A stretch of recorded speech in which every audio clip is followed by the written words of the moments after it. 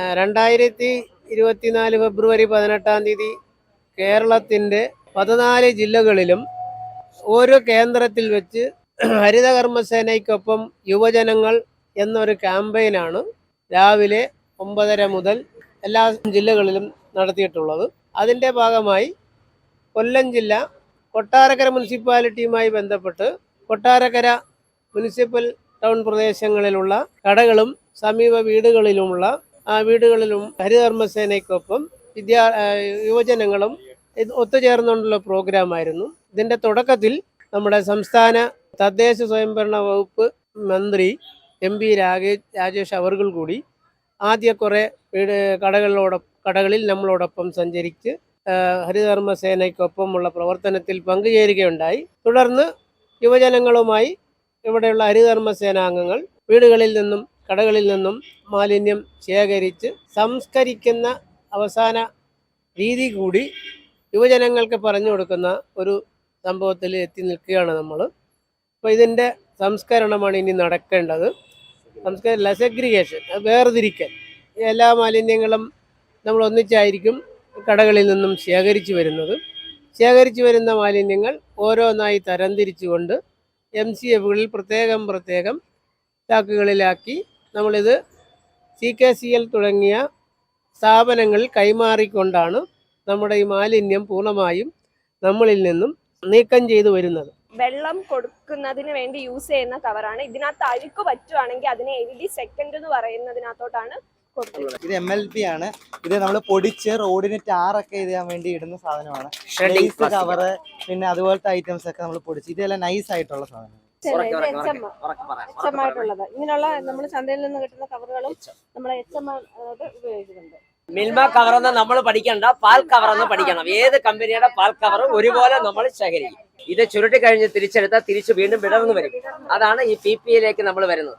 PP സെക്കൻഡിലേക്ക് പോകുമ്പോൾ പറഞ്ഞു print ഉള്ള ഭാഗം മാറുമെന്ന്. പ്രിന്റ് ഉള്ള ഭാഗം മാത്രം നമ്മൾ കത്രി കൊണ്ട് വെട്ടി മറ്റേതിലിട്ടാൽ ഇത് നമ്മൾ PP ഫസ്റ്റിലേക്ക് പോകും. അപ്പം നമുക്ക് വരുമാനം അങ്ങനെ ചെയ്യുന്നുണ്ടല്ലേ.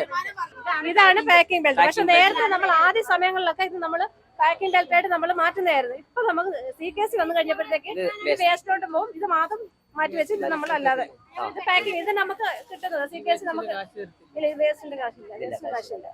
ഞാൻ സർക്കാർ ഒരു ഉത്തരവ് ഇറക്കിയിട്ടുണ്ട് 8/12 നമ്മളെല്ലാവരും ഹരിതകർമ്മസേന കാലിത്തീറ്റയുടെയും സിമെന്റിന്റെയും നിർബന്ധപൂർവ്വം എടുത്തിരിക്കണം.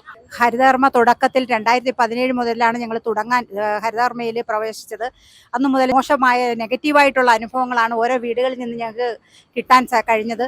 ഇന്ന് 2024 നല്ല ഓരോ വീടുകളിൽ ചെല്ലുമ്പോൾ ഞങ്ങളെ ഒരു ദിവസം കണ്ടില്ലേ പോലും അവർ ഞങ്ങളെ തിരക്കുകയും ഫോണിലൂടെ വിളിക്കുകയും ചെയ്യുന്നൊരു അനുഭവമാണ് ഇന്ന് ഞങ്ങൾക്ക് ഉണ്ടായിട്ടുള്ളത്. ഇന്ന് ഞങ്ങൾ പോയപ്പോഴത്തേനും ഞങ്ങൾ പോയ ആ ക്യാമ്പയിന് എല്ലാവരും നല്ല രീതിയിൽ ഞങ്ങളെക്കുറിച്ചുള്ള അഭിപ്രായങ്ങൾ ചർച്ച ചെയ്തു എന്നാണ് ഹരിതകർമ്മയുടെ ഭാഗത്തു നിന്ന് എനിക്കുണ്ടായത്.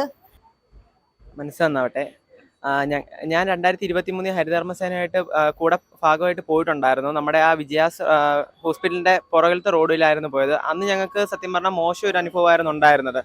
എന്നാൽ അതിൽ നിന്നും വളരെ വ്യത്യസ്തമായിട്ട് ഇന്ന് ഞങ്ങൾ പോയപ്പോൾ ഞങ്ങൾക്ക് നല്ലൊരു അനുഭവം തന്നെ കിട്ടി. ഓരോ വീടുകളിൽ നിന്നും നല്ല അഭിപ്രായവും അതേപോലെ തന്നെ മടിച്ചിരുന്നവരായിരുന്നെങ്കിൽ ഇപ്പം അവർ മടി കൂടാതെ തന്നെ പ്ലാസ്റ്റിക്കുകൾ തരംതിരിച്ച് ഉണക്കി വൃത്തിയാക്കി നമ്മളെ കാത്തത് ഒരു ചാക്കിലാക്കി വെച്ചിട്ടുണ്ടായിരുന്നു.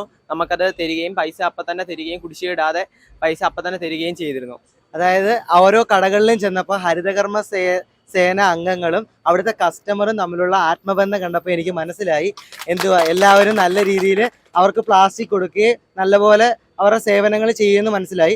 ഞങ്ങൾ കുറേ കടകളിൽ പോയി വേസ്റ്റുകൾ പറക്കി അവിടുന്ന് MLP പിന്നെ അതുപോലെ PP പോലത്തുള്ള പ്ലാസ്റ്റിക്കുകളൊക്കെ തിരിച്ചറിഞ്ഞു. അതുപോലെ പിന്നെ ഓരോ QR കോഡ് വീട്ടിലെ QR കോഡ് സ്കാൻ ചെയ്ത് എങ്ങനെയൊക്കെ അവിടെ ഹരിതകർമ്മ സേന ഓരോ വീടുകളിൽ സേവനം ചെയ്യുന്നതെല്ലാം ചേച്ചിമാർ പഠിപ്പിച്ചു തന്ന് അവിടെ ഉണ്ടെങ്കിൽ അവിടെ നല്ലതുപോലെ വൃത്തിയാക്കി തരുമെന്നും അതുപോലെ ഇല്ലെങ്കിൽ പൂട്ടിയിട്ടിരിക്കുന്നു, പൈസ അടയ്ക്കുന്നെങ്കിൽ പൈസ അടച്ചു, അല്ലെങ്കിൽ പിന്നെ പടം അടയ്ക്കേണ്ടതുണ്ട് എന്ന് പറഞ്ഞുകൊണ്ട് നിൽക്കുന്ന എല്ലാ ആപ്പിനകത്ത് QR കോഡ് സ്കാൻ ചെയ്ത് ഞങ്ങളെ കാണിച്ചു തന്നു. അതൊക്കെ ഇപ്പോഴാണ് ഞങ്ങൾ പഠിച്ചത്. ഇന്ന് ഞങ്ങൾ പോയപ്പം കുറെ പ്ലാസ്റ്റിക്കുകളിലൊക്കെ അഴുക്കുകൾ ഉണ്ടായിരുന്നു.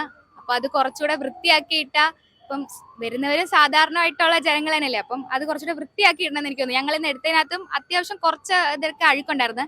ഞങ്ങളുടെ ചേച്ചിമാര് കറക്റ്റ് ആയിട്ട് QR കോഡ് ഞങ്ങൾക്ക് ഒട്ടിക്കാനുള്ള അവസരം തന്നു.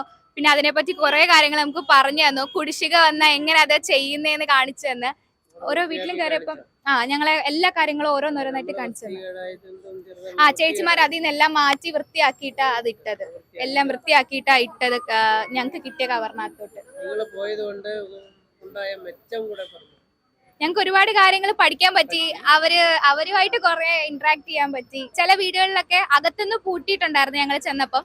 അപ്പോൾ പ്ലാസ്റ്റിക് എടുക്കാൻ ചെല്ലുമ്പോൾ അങ്ങനെ ചെയ്തു കഴിഞ്ഞാൽ നമുക്ക് കറക്റ്റ് ആയിട്ട് അത് കളക്ട് ചെയ്യാനുള്ള ബുദ്ധിമുട്ട് അവർക്കുണ്ടാവും. അപ്പൊ അങ്ങനെ ഒന്നും ചെയ്യാതെ കറക്റ്റ് ആയിട്ട് പ്ലാസ്റ്റിക് കൊടുക്കാനുള്ള മനസ്സ് കാണിക്കണം. ഇതിലെ സന്ദേശം എന്ന് പറയുന്നത് യുവാക്കൾ ഈ ഹരിതകർമ്മസേനയ്ക്കൊപ്പം നീങ്ങുമ്പോൾ നമ്മൾ പൊതുജനങ്ങളിൽ കൂടുതൽ ആളുകൾക്ക് ബോധവൽക്കരണം എന്ന രീതിയിലും സഹകരണം കൂടാനുമുള്ള സാധ്യതകളുടെ നമ്മളെപ്പോലുള്ള മക്കളാണ് കൂടെ വരുന്നത്.